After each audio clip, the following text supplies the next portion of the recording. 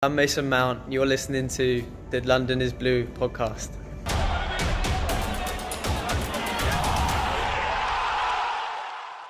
Yes, exactly. It's the foundation. And kind of Frank talked about it. So I threw out a bunch of like a Twitter thread about this as well.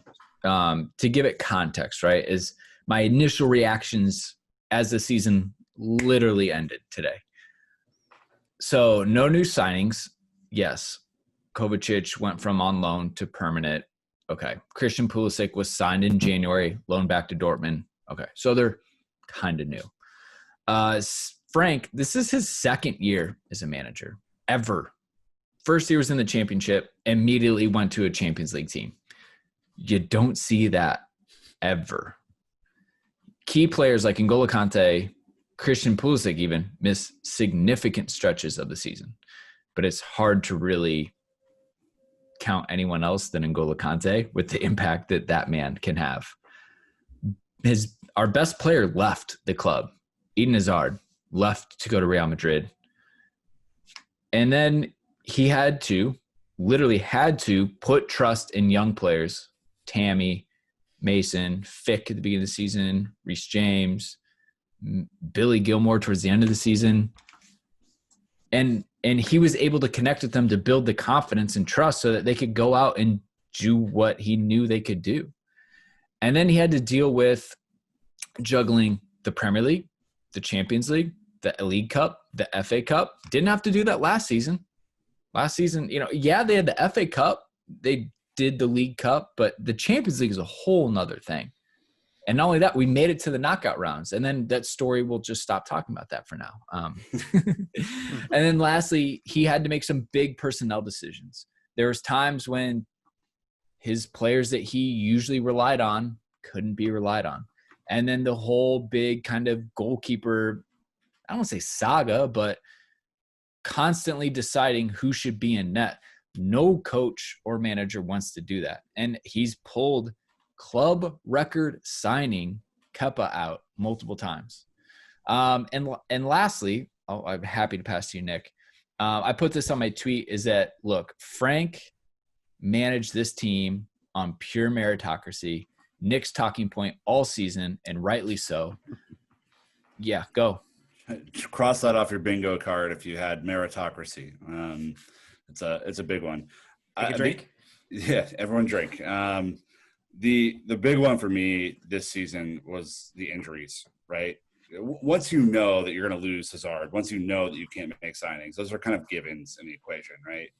The variable becomes then, do I have a admittedly young, inexperienced squad healthy for most of the season? And we've seen more soft tissue injuries over the course of the last 18 months than we had in the previous 8 years at Chelsea Football Club. I mean, there was a part of the season where we were talking to Joe Tweeds. We're like, what is happening? What is going on? You have Kovacic every other week and N'Golo missing a lot of time. Like, it's crazy. And so I think to manage your way through that with an accelerated match schedule, Dan, that only keeps growing the more you win, right? You get all the way to the FA Cup final, playing the hardest stretch of those games by far of any other team that would come close. You have to really do a good job of managing your squad. And I think sometimes Frank didn't do a great job of that, but at the end of the year, I think he really put everything together. Real quick, coming to you, Dan. I appreciated his honesty in his pressers to say, yeah, made a mistake, or, hey, I learned something. I thought that was so refreshing. Well, and look, we're coming at this with the bluest of blue tinted glasses because we are all super Chelsea fans. We adore Frank Lampard and everything that he's done for the club as a player, and to get to appreciate him as a manager is just super special in a way that, I don't think Ole has the same affection or memory as his playing days at United. Obviously, he got them a top four finish after 200 million super sub appearance is his career. 200 million plus in investment to get them into a top four spot, and also some type of collaboration with the FA and VAR to help make that happen. Frank had to do it in opposition of everything. Frank and Jody, because I think Jody also is the unsung hero in a lot of this kind of conversation when we ever bring up Frank. Don't forget Joe. And Joe.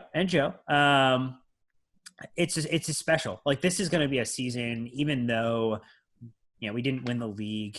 Maybe if we win the FA Cup here, kind of in a week's time.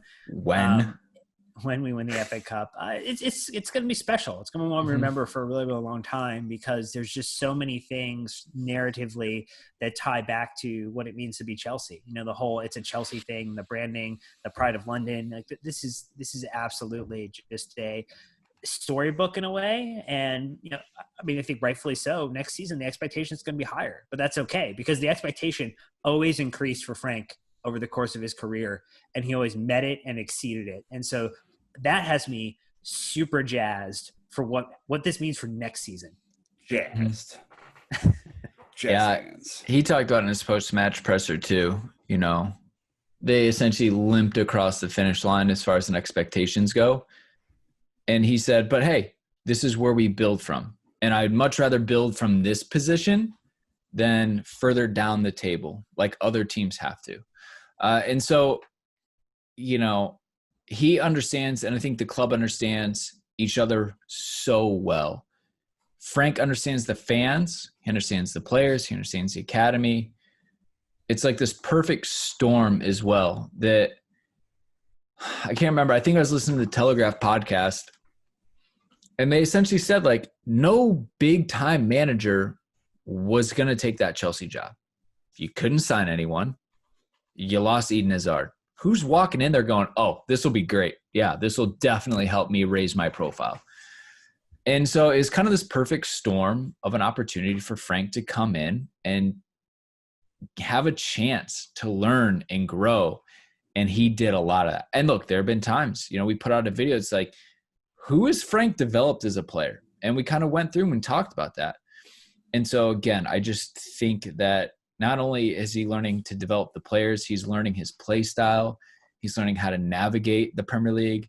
And you can't send me enough clips of him just getting into it with Jurgen Klopp and his assistants and their sideline. Can we talk about how amazing the whole after saga of that was, where Klopp tried to take this absolute high ground and try to exert some type of moral authority on it, when the guy was talking about how, like, the wind was conspiring against him at points in his career? Like, I can't F off, man. I can't get enough of that. Frank is the man, and I'm just going to leave it at that. That's the thing. He's Chelsea. It's more important than that, though, right? Because I think what you've seen this year, and like if you were to sum up Frank, which we will do in our season review for sure, is fearless. He is not afraid. He's not afraid of your big time manager. He's not afraid of your first Premier League trophy in 30 years. Yeah, he's not afraid of your best player. He's already been there and done that. He already has the t-shirt from it, right? He's a bunch of winners' medals. He's not afraid to make a big call. He made the big call with Kepa today, obviously. There was another one. He's made a big call with a bunch of youth guys this year. And to have that as a manager, I can't imagine, like, if you go out there afraid, that's only on you if you're a player. It's not because of him. It's not because he's being timid in the locker room. It doesn't mean he's perfect. But, I mean, there's fire in his belly that rages on all day long. He's good on that. And the fact that he's been so measured this year, I think people forget how competitive competitive Frank Lampard is, because good Lord, man, all he wants to do is win. All he wants to do is improve. All he wants to do is get better. Yeah, he's an absolute competitor, and he doesn't take excuses because he got past all of them as a player himself. So good luck coming up with excuses for this gaffer. It is not going to stick.